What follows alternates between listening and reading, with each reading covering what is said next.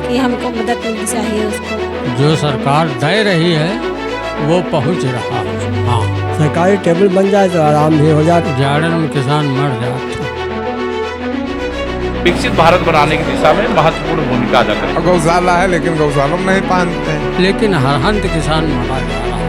नहीं जो है कि बुलंद से चावा जा सब किसानों तक पहुंचता है। किसान इसके लिए कि हमको मदद मिलनी चाहिए उसको। प्रगति के पथ पर उद्यान के स्वर्णिम 50 वर्ष। जी हाँ, आज लखनऊ के अंदर इंदिरा गांधी प्रतिष्ठान में मुख्य अतिथि के तौर पर उप मुख्यमंत्री केशव प्रसाद मौर्य जी मौजूद रहे और जिसकी अध्यक्षता की श्री दिनेश प्रताप सिंह जी ने, जो राज्य मंत्री हैं स्वतंत्र प्रभार उत्तर प्रदेश के। आपको बता दें कि औद्यानिक उन्नयन गोष्ठी जो है वो कुछ इस प्रकार से काम करता है कि ये किसानों को ये सीख देता है, ये बताता है कि आप अलग अलग क्षेत्रों में अलग अलग चीज़ों के उत्पाद करो जिससे एक बड़ा फ़ायदा हो सकता है। तो चलिए जानते हैं, इस कार्यक्रम को कवर करते हैं और उन किसानों के सुनते हैं जिनके लिए ये तमाम तरीके की योजनाएं आई हैं, जिनके लिए ये तमाम तरीके के आज उप मुख्यमंत्री जी ने और दिनेश प्रताप सिंह जी ने बयान दिए हैं, बोले हैं और उन्हें कुछ समझाने का प्रयास किया है।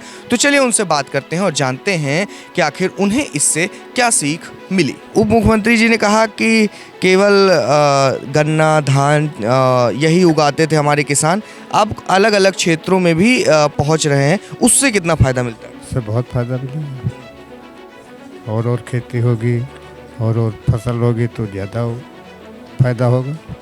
क्या कहना चाहेंगे दादा, क्या मदद मिलती है जो अलग कोई खेती करते हैं तो कोई उसमें नुकसान तो नहीं होता? नुकसान कुछ नहीं होता है। वो हराव आ रहा है तब तक हराव की कमी हो गए है। अब जो फसल बई हो तो अब वो हो ये मतलब अरहने की है, बाकी और कोई तकलीफ नहीं। अच्छा, एक मुद्दा काफ़ी उठता है गाय गोरू का कि वो खेत में पहुंच जाते हैं और भारी नुकसान करते हैं। अरे माचा बना कर रात भर हुआ परक जाड़न में किसान मर जाता। इतनी तकलीफ है, ये हैरान की व्यवस्था नहीं। गाय गोरू का मतलब वह गौशाला में पानी रहा ठीक है, और गौशाला है लेकिन गौशाला में नहीं पहनते हैं। गौशाला में नहीं लिया जाए। हाँ, ढील देते उसमें जाए को फिर छोड़ देते हैं, मतलब वहाँ अंदर बंद कराओ, उसके बाद छोड़ देते हैं फिर। और ये जितना वही मेरे पूछने का प्रयास है, ये किसानों को मान लीजिए एक समस्या हो गई, ऐसी और कोई समस्या है? नहीं, बस यही समस्या। और ये सरकार में बड़ा आनंद है, लेकिन हर हंत किसान मरा जा रहा है। हाँ, इस समय देखा जा रहा है टमाटर के जो किसान है, जो किसान टमाटर का उत्पाद करते हैं, उगाते हैं, उनके ऊपर एक बड़ी विपत्ति इस समय पड़ गई।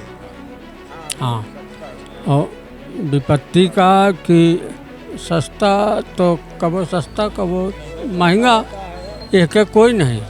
अब खेती हम पाचे अकेले नहीं कह सकते, दो जने हों, एक खेत तक है तो एक बाजार रह जाए। अच्छा, सिंचाई उचाई के लिए पानी की व्यवस्था नहीं जो है कि बुलंद से चावा जा सब सिंच पात बहुत होती है। 150 रुपया घंटा लगता है। सोलर का क्या बता रहे? ऊर्जा पंप है या जो तीन जाए हमारे उधर तो तकलीफ दूर हो। कुछ किसानों को चाहिए आराम, सरकारी टेबल बन जाए तो आराम भी हो जाए। बाग हमारे बाग के हैं, हमारे हुआ ना खेती होती है। अच्छा, आज उप मुख्यमंत्री जी को आप सुने होंगे तो उन्होंने कहा कि पहले जब 1 रुपये भेजा जाता तो किसानों के पास 15 पैसे ही पहुंचता था, लेकिन आज के समय पे किसानों के पास पूरा बैलेंस पहुंच रहा है। हाँ, यह बात सत्य है। जो सरकार दे रही है वो पहुंच रहा। हाँ, उनके भी सम्मान का और अनेक विषयों पे संगोष्ठी का जो आयोजन उद्यान विभाग का मंत्रालय संभालने वाले हमारे मंत्री परिषद के साथी दिनेश प्रताप सिंह जी ने किया है, मैं उनको बधाई देता हूं।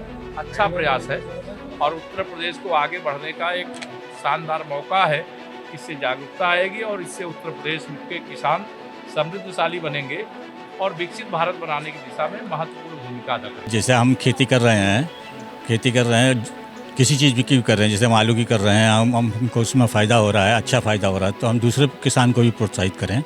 मौजूदा भारत सरकार, मौजूदा मोदी जी की सरकार किसानों के लिए कहती है कि हम तमाम योजनाएं लाए हैं, तो क्या उन योजनाओं का लाभ किसानों तक पहुंचता है? किसानों तक पहुंचता है, किसान इसके लिए प्रेरित भी होता है, एक दूसरे को आदमी पूछता भी है कि हमको कहाँ से कहाँ क्या नाम उसका फ़ायदा कैसे मिलेगा, कहाँ से मिलेगा, तो उसी से प्रोत्साहित होकर वो आगे बढ़ता है। किसान को हम लोगों का यही मतलब सुझाव रहता है कि अच्छा फूल पर मतलब उगाएं, अच्छा फल उगाएं, हम लोग यही काम करते हैं।